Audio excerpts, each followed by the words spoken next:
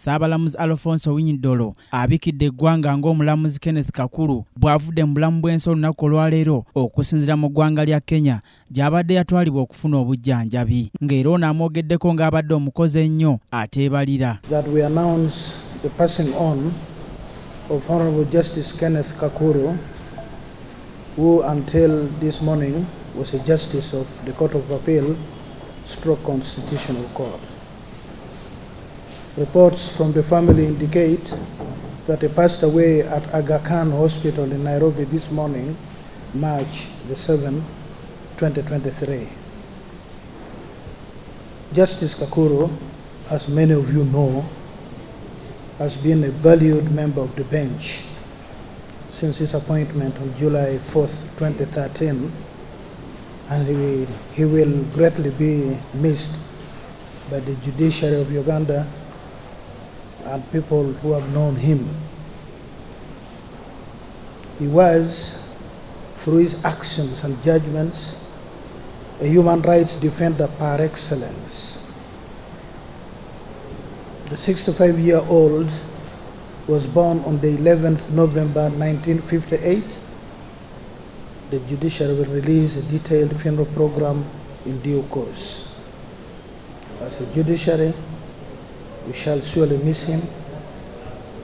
All that we ask is that the Lord receives him in glory for eternity. Era ng'onajjukirwa nnyo musango gw'otagikwatako ogwaliwo mu mwaka gwa 2018 omwali okuwakanya ennongosa mu kawaayiro akaali kajjekkomo ku myaka omukulembeze w'eggwanga gy'alina okwesimbirako ku ntebe y'obwa pulezidenti egyali 75. Today we know that studies have been made, surveys have been made. Honorable Speaker and members, I have the rare opportunity to traverse the whole country, and everywhere being from north to south, from the east to the west, people are saying they will not touch our constitution.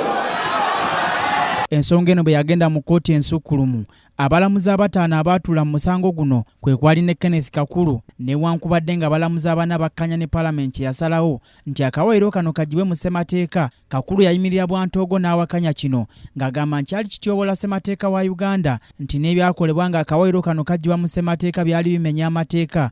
Gamba ng'okuba ababaka ba Paalamenti nti waliwo n'ababaka ba Paalamenti abamu abaweebwa ensimbi nga babagulira okuyisa ekiteeso kino. Members of Parliament who have no voting rights, being ex-official members, were also given this money, although clearly they have no constituencies to consult. It appears to me clearly that the money was paid to members of Parliament as a gratification. That money must be accounted for by the Parliament's accounting officer in respect of members of Parliament with constituencies. In respect of members of Parliament without constituencies, they must refund this money, or it should be recovered from them through a process established by law. Mu bigambo byono yategeezanga byonna ebyakolebwa bwe byali bimalako bannayuganda eddembe lyabwe ery'obwebange n'okutuukiriza enfuga egoberera ssemateeka. And their presumption of innocence must be protected. In my view, this is an extremely serious matter when individuals and state agencies violate with impunity a non-derogable right. I quote from the Bible that even a Roman citizen 2,000 years ago could not be subjected to a cruel and humiliating punishment. I set out the story of St. Paul when he was about to be flogged and put in chains, but when they realized that he was a Roman citizen, the magistrate and the army commanders panicked because a Roman citizen could not be put in chains. If a Roman citizen could not be flogged 2,000 years ago, how can a Ugandan citizen, a member of Parliament at that, be beaten publicly by police officers and subjected to cruel and inhuman treatment? This must stop.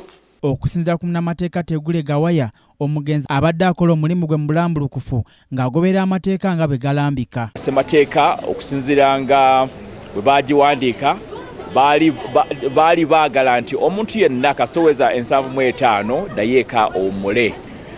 Kakulu yali woomu naye teyatya kusala nga bwe yasala. Era kyekiraga nti ekyaliyo abalamuzi yadde nga si bangi nnyo naye nga gye bali betusooga nti balaga nti kisoboka okuba ne judicial independence. Ayongedde n'alaga nga Kakulu w'abadde akwata obudde mu kkooti era ng'agamba nti ono abadde awa ekifaananyi ekirungi eri essiga eddamuzi. Kyambi nnyo nti abantu abalungi ate usually basooka okukola ki? Okufa.